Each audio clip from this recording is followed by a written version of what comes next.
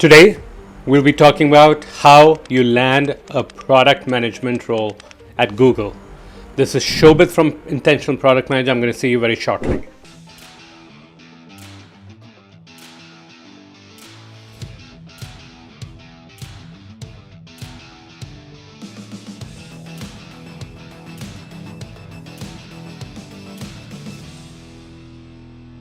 When I look at the top companies for product managers, almost without fail, when I ask people, what are your dream companies?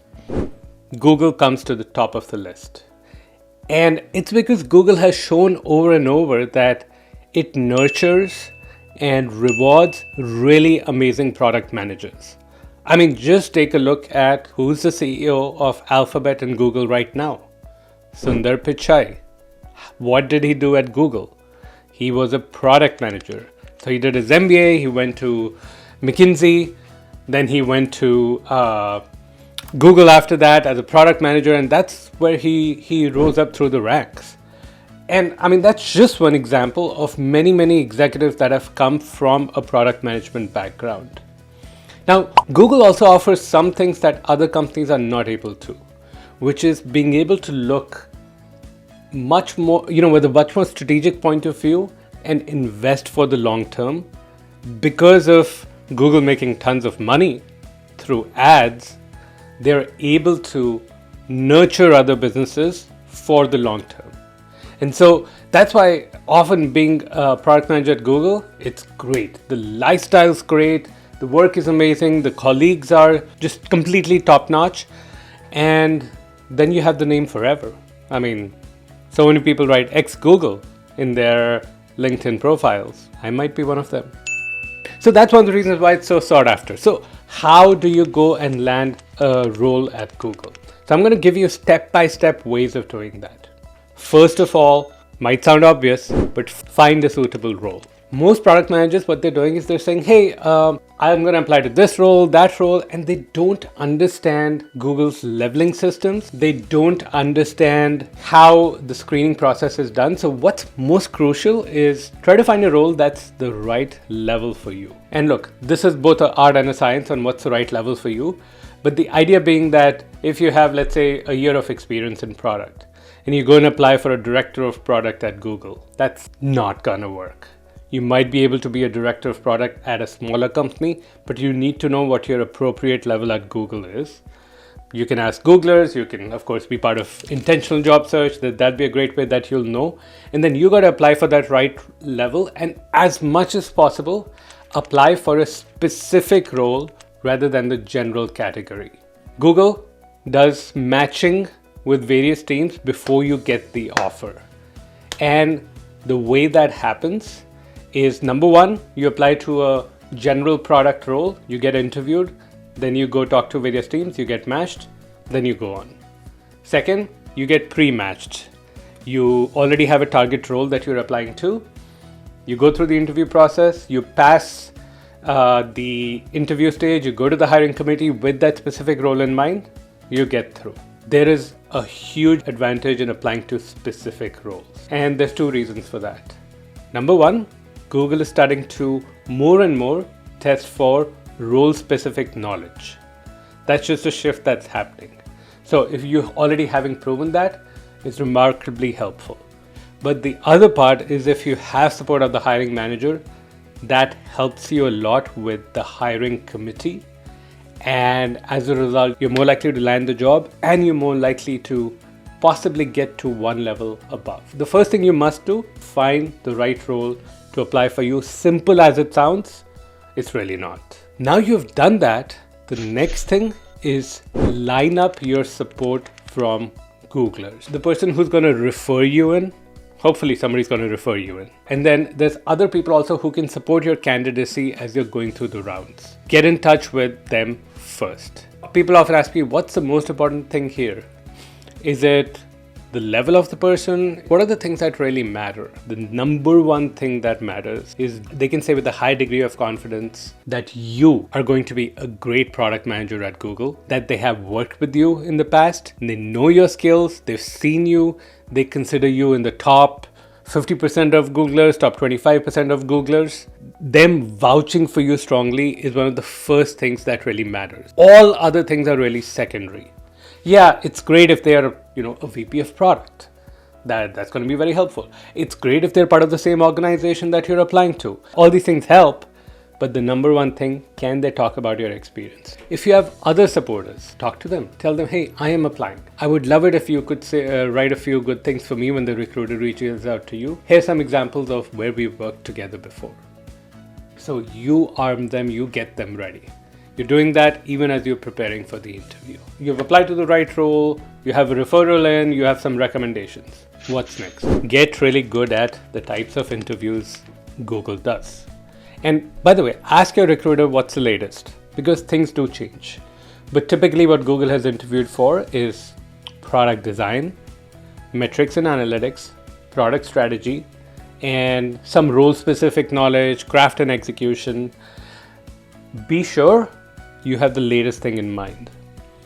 When most people come to me, they say, oh, I want to prep for Google. The first thing they want to prep for is either system design and technical interviews, or questions like how many golf balls in an airplane. I'm not saying they will never be asked, but those are by far the least important things. Things that are really going to differentiate you is your understanding of product design, product strategy, metrics and analytics, execution, and the craft and execution, the interviews they're coming up with now and are rolling it out over time. So those are the things that really matter, to be honest. Everything else is secondary. So make sure you're preparing for the right things first. Make sure you're getting calibrated upfront. What I mean is, make sure you're getting feedback from people at Google who currently are hiring product managers. This is something I absolutely enforce in my program. You getting feedback from somebody else who's also interviewing, that's like semi-useful. I mean, I would even call that more or less useless, because you have no idea where you stand and what you need to do to improve. So you're really shooting yourself in the foot. You might be so good that you might still pass, but really you're doing yourself a major disservice by not having that direct feedback from people who've interviewed literally hundreds of product managers at Google, and they can tell you this is where you stand. For this level you're too low, for this level you're too high, and then make sure your interviewers are at the right level. So just in the sense of if it's an L4 product manager, which is their starting product manager, I shouldn't call it starting because it's also associate product managers, but this is like the standard product manager role. Them being able to judge a L8 director level candidate might be a little bit more difficult. So just make sure that you're being calibrated at the right level with the right kind of people. Now, I'm gonna say one thing here that's really critical. The more you love this process of being able to do product design and metrics questions, the better you'll do at it. I've seen so many people that talk about this process as a necessary evil. When you talk about it as a necessary evil, you're telling your brain, I need to go through this process. It sucks. Life sucks. Why do I need to do it? And you know what your brain is going to do? Your brain's a great servant and an awful master. So it's going to do exactly what you're telling it. It's like, I'm not going to prepare. I'm going to procrastinate. I am not going to try to get better. Whatever you learn, I'm going to unlearn, because you are telling me you don't want to do these things. So make sure you embrace the process. Give it a hug. Understand that this actually helps you become a better product manager. I know there's a lot of people that say, oh, you should always think about what you're doing on the job, not these interviews.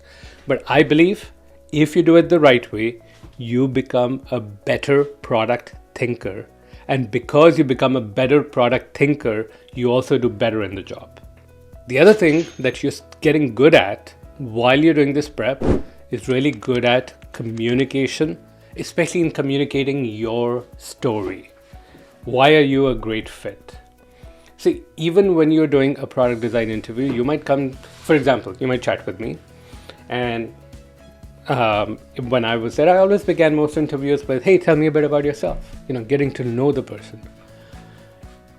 That 2 minutes you're going to talk sets the tone for everything. Every interviewer is biased and can be easily biased by your first few moments of interaction. So if your story is solid and your communication is solid there, and then you continue your communication solid later on, but if it's solid there, I already have a positive view of you. So if I was like, between, let's say a hire and a strong hire, I might say, oh, strong hire, I'm going to move you in that direction. But if you began with like, oh, tell me about yourself. Okay, so listen, I was born in 1973. I did my schooling from this school. And I am already like, what the hell? Why are you wasting my time? Okay, let's just go to the question. You've already deducted one level from your positioning. So communication, telling your story has to be solid. Next one, manage the cycle well. What does this mean? Everything from when you have the initial call with the recruiter to what you go forward, there's nuances that you need to manage well. So for example, when you first have a chat with the recruiter, they are making a decision on roughly what levels you're interviewing for. Could be a range, could be like a L5 to L6. If you got pegged for L4 to L5 because of your resume and relevant experience, you're never going to get an L6 no matter how well you do in the interview. So that's just an example. There's like so much specific knowledge here, but just an example of how you manage the cycle. How do you build support well so that even as you're going through interviews, you're getting to the top end of that thing. Same thing for compensation. What expectations are you going to set for compensation? Are you going to set any expectation for compensations? Very key questions, very specific phrasing that can really help you. Don't have time to go into it in this video. I mean, I spend hours with some of my clients on these nuances in the intentional job search program, but these things really matter. How you're managing the cycle, when are you getting timely input from other folks, what sort of thank you notes you're sending, how long do you prep before you go to the interview, when do you go to the interview, do you understand Google's rating scales and roughly where do you stand right now. All these things just really matter for you to succeed. Okay, so that's managing the cycle well. One more thing that's important, managing the day off really well. So what is managing the day off? What that means? It means that for you to be clear, whether you interview one day, whether you interview multiple days, because now remote things so you don't have to finish everything together, what's your routine? How do you manage your energy? What intention do you set up before you get to the interview? What do you do and how do you recover if things didn't go well in one of the interviews? All these things are so critical. There's a whole energy management aspect, which, I mean, I enforce certain things in our program. Like, just as an example, if you're interviewing, let's say on Tuesday, you're not going to do any practice interviews on Monday. You're going to have specific things you'll do to get into that heightened state. So you go into the interview with enthusiasm and energy rather than being fearful, rather than being nervous, rather than dreading that interview. You want to look forward to it. That's a crucial. It's going to determine your performance. And look, having interviewed myself in the past at Google, there was one time I was super intentional about my energy and another time I wasn't. And that was the make or break. Like, what I did, how well I slept, all these things just really made that massive difference because you're thinking on the fly and you're like intensely focused on thinking and whatnot. So those things really matter. And now the last thing, you've managed the process, you managed the day off, you need to be able to also negotiate well. Most roles at Google and most large companies, they have ranges for what the compensation could be, what could the sign-on be, the base be, all these different things. So For you to understand and then appropriately negotiate based on how well you did in the interviews could make a difference of 10,000 a year, 50,000 a year, 100,000 a year, 250,000 a year. All real numbers. Everything I've seen people go through. That's the difference. I mean, and I'm just talking about staying within the same level. If you did interviews really well, you managed everything well, you could already be getting there at a higher level. And you're getting there at a higher level. Just understand what it means. Assume that Googlers take about 2 years to get promoted from one level to the next. Assume that this number only increases as you go up in level. If you're able to do your preparation in such a way that you get one level higher, you've shaved off 2 years from your career. You've leaped forward 2 years. You're going to get bigger responsibility. You're going to be set up for success. You're going to get paid more. I mean, just look at levels.fyi, that's a website, and compare L5 to L6 compensation. I think you'll see a difference of somewhere between 100,000 to 120,000 between the levels. So you've already added that much to your income. So all these things really matter. If you can get a level up, of course you'll get a higher compensation, but even within the same level, I've seen people be able to negotiate much higher compensation, even in a downturn, even when Google's not hiring that much as it did a year ago. Because look, this is interesting. I'm talking specifically for this time when I'm shooting this video, when there is a slowdown in the job market. So if you negotiate, let's say, higher stock units now, let's say $20,000 more per year of stock units. My sense is in a couple of years, that's going to be worth 40,000. As you can see, I am pretty bullish on Google's prospects over the long term and where the stock would go. Again, this is not financial advice. So, I'm not asking you to buy the stock or anything like that. I cannot offer that. But in general, it's tended to be one of the stocks that has done really well. I don't see why it won't over the long term. GPT and whatever, doesn't really matter. But that's the whole point. Gotta be ready to negotiate well, because that's going to make a massive difference to your income.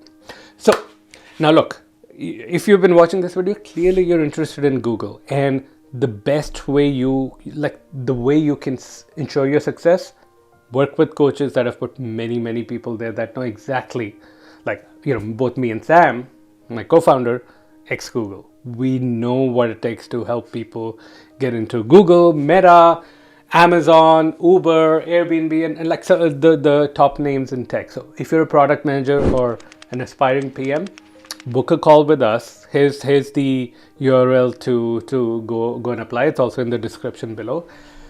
That could be the most important conversation of your life. Could absolutely change your career. So many of my clients have told me the same thing, that Shobit, if I had missed that conversation, I don't know where I would be. I'd definitely not here. Look forward to speaking with you very soon, and all the best for your dream product management role at Google.